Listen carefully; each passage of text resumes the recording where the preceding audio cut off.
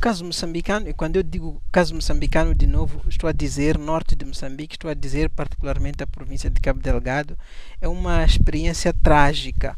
Uma experiência trágica porque desde o início deste conflito em 2017, o governo de Moçambique lançou uma guerra contra os repórteres, contra o jornalismo independente, aquele jornalismo aquele jornalismo que procura fazer ou que procurasse fazer uma cobertura imparcial, uma cobertura um pouco mais exaustiva, uma cobertura crítica sobre este conflito. O governo nunca tolerou isso.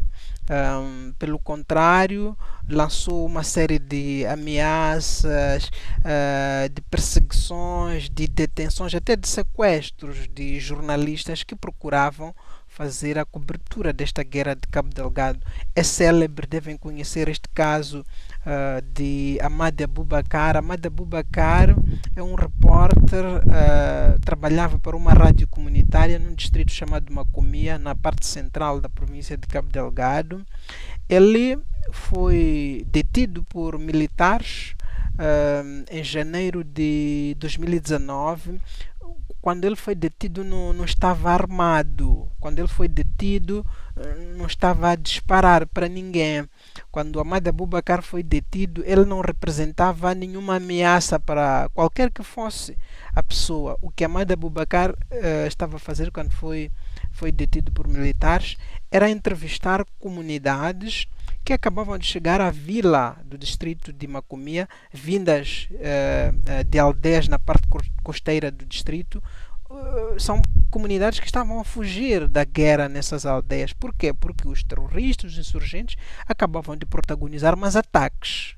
Ok? Então,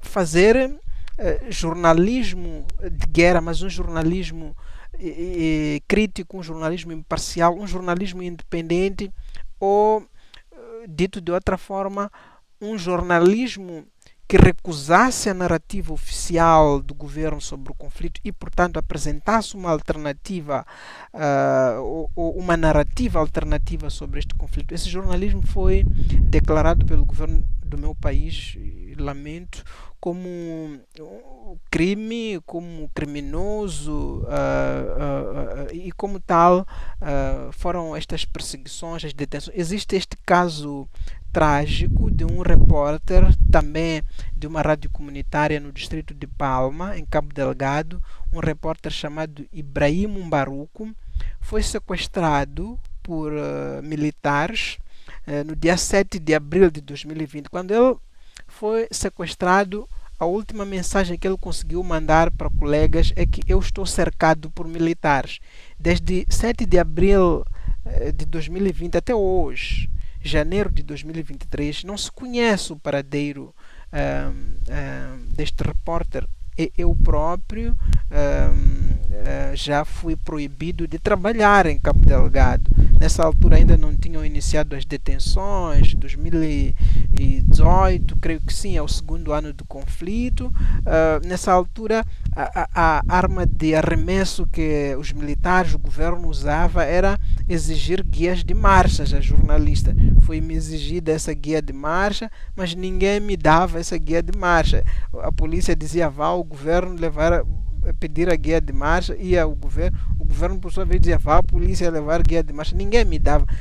Aquilo não era só uma questão de não dar guia de marcha, era dentro de uma estratégia mais ampla de proibir que jornalistas com cobertura crítica deste conflito pudessem ter acesso às zonas de conflito e aí pudessem demonstrar a forma como o governo moçambicano estava a perder esse conflito, porque essa era a questão de fundo, é que o governo achou que podia, porque estava a perder, não é por acaso que depois vieram para cá, para Moçambique, forças ou militares de outros países para ajudar Moçambique a combater este conflito, porque as forças armadas de Moçambique, eu tenho dificuldade em dizer isso, porque habitualmente aqui quando falamos essas coisas nos chamam de antipatriotas, Mas é isso, não estão à altura de travar esta guerra e por isso foi necessário virem para cá militares estrangeiros. Então o governo achou que podia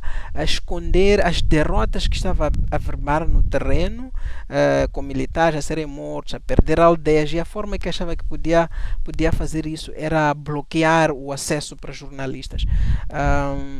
Agora, o governo de Moçambique pode não ter percebido muito bem que nós já estamos no século XXI. Um governo que, pronto, foi formado a partir, portanto, com uma bagagem, ou um governo que emergiu vindo do comunismo soviético, com apoio, teve um grande apoio nessa altura da União Soviética e, portanto, emergiu nessa altura.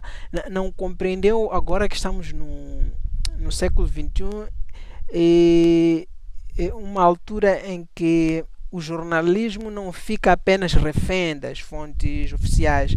As tecnologias de informação e comunicação, elas vieram democratizar a circulação da informação e, portanto, tem sido com recurso a essas plataformas que, enquanto jornalistas, temos conseguido fazer o acompanhamento numa base diária do que está a acontecer no terreno, a partir das próprias fontes militares. Algumas das nossas fontes são mesmo militares,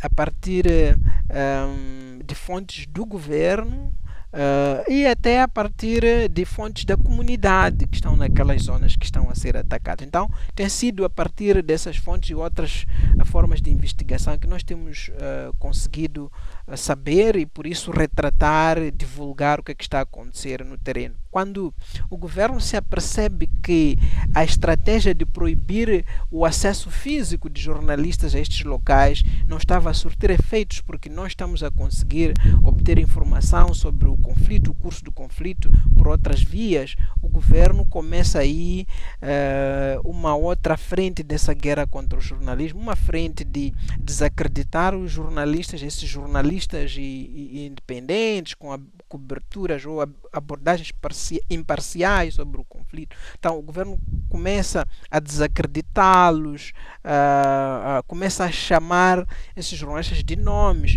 Eu próprio já fui várias vezes chamado de terrorista, chamado de insurgente, já fui várias vezes chamado de colaborador de insurgente que está aqui na cidade de Maputo. Já tive a desgraça de assistir em direto nas plataformas digitais, nos mídias digitais, no Facebook e por aí em diante, apelos para a minha própria execução, não é? Mensagens que são elaboradas, difundidas por assessores ou propagandistas do governo, depois espalham pelas redes e pronto, depois cria-se aí um festival de ódio, de ataque, não da mensagem que nós estamos a difundir, a mensagem de que as coisas não estão boas em Cabo Delgado, mas sobretudo um ataque contra o próprio mensageiro. E pronto, infelizmente isso não para a guerra ela continua, porque de facto o que deve ser resolvido, o que se deve atacar não são os mensageiros, não são os repórteres, mas é a própria guerra. Eu podia terminar com um último exemplo sobre esta experiência trágica dos repórteres de guerra em Cabo Delgado. Em 2022 eu fui à província do Niassa para trazer o retrato de uma nova frente do conflito. Os insurgentes ou terroristas tinham atacado um distrito chamado Mekula, na província do Niassa, portanto fora da província de Cabo Delgado. Como é óbvio, antes de ir ao distrito de Mekula, eu devia fazer mapeamento de segurança, não é? Para ver se havia condições ou não para eu chegar a Mekula, porque até aí nós não tínhamos uma fotografia, uma narrativa imparcial, uma narrativa independente sobre o conflito. O que nós tínhamos são depoimentos feitos e difundidos nos órgãos de comunicação social que, no fundo, representam a extensão da propaganda propaganda do governo. Então, quando eu faço um mapeamento dos riscos de segurança para ir a Mekula no Niassa, consulto várias fontes e pronto, chego à conclusão de que do lado dos terroristas ou dos insurgentes não havia um grande risco para eu chegar ao Niassa. Não havia um grande risco porque os insurgentes tinham recuado, já tinham saído da província do Niassa de volta para a província de Cabo Delgado. Mas aí está o grande risco que eu encontrei no mapeamento, portanto, de segurança para ir a Mekula, eram as próprias forças de defesa e segurança de Moçambique, que já tinham sido destacadas, já tinham sido montados vários pontos, vários acampamentos, várias posições militares na província do Niassa, e então o maior risco que havia ali não era ser atacado pelos terroristas daquela altura, era ser preso pelas forças de defesa e segurança. Ou seja, os militares do meu país, aqueles que eu devia confiar neles, aqueles a quem eu devia correr em situações de risco, pelo contrário, são aqueles que eu mais temo. Quando eu digo eu mais temo, estou a dizer que os jornalistas independentes, os jornalistas críticos em Moçambique, mais temem militares do que confiar neles.